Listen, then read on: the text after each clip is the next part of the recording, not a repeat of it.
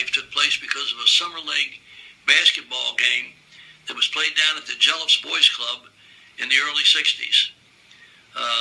We were going to play the Inter High All-Stars, and boy, were they loaded. They had 7 players on their team that would go on to play some form of professional basketball before their careers were over. We had a good club too, but we were young. It was really the nucleus of the team that would, a couple of years later, beat Power Memorial and Lou Alcindor. But tonight we had to play against the best team, obviously, in the league. People were there from all over the city. They were on the roofs of buildings. They were hanging from fences. They were on telephone poles. You couldn't even get near the court. As a result, I had my entire group of substitutes stand behind the bench so some of the very prominent people that had been at our basketball camp that day could be seated and see the game. Sitting right next to me the entire game was Red Auerbach, the phenomenal coach of the Boston Celtics. Next to Red was Bill Bradley, the great All-American from Princeton, who went on to stardom in the pros and even, of course, became a United States Senator. Next to him was Hot Rod Huntley from West Virginia. Next to him was Benny Levitt, who was the foul shooting wizard of all time. Next to him was Bud Milligan, the head coach of Maryland, who goes on and on and on. And what a game it was. Not settled in regulation. It went 3 overtimes, and we lost by 1 point in 3 overtimes in a game which I think a lot of people thought we were going to get beat pretty bad. So I was really proud of our kids, told them what a phenomenal job they did, and we're going to keep working hard and get better.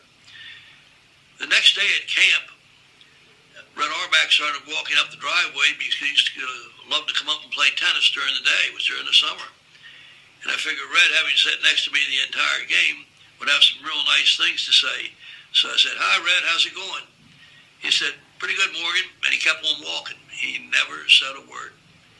And I guess young coach fishing for a compliment maybe. I said, "Red, what'd you think of the game last night?" Oh, he says, "Oh, the game?"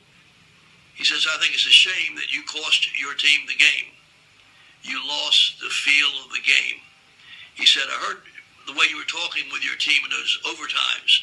You were talking about what you wanted done on offense. Your offense was in good shape. You were getting good shots, good spacing, good movement. Your problems were down in the defensive end. You should have been double blocking at that big guy and dropping the off guard back to try to get there forward. But what happened is you turned spectator a little bit. You really didn't know what was hurting you. You lost the feel of the game." And he said, "You know what? If you're ever going to be a good basketball coach, you really have to know what's going on." He said, "A lot of coaches don't. They turn spectator, they start cheering or hollering.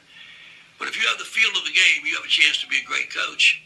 He said, "If you think about it, anybody that's good at anything in life, they have the feel of the game. They really do know what's going on. And they know how to fix it. They know how to adjust it. And if you keep that in mind, good things will happen."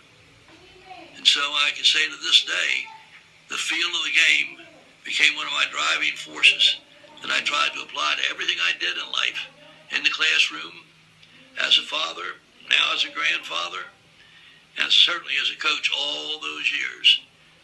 And I'd say the same thing to anyone listening. Don't lose the feel of the game.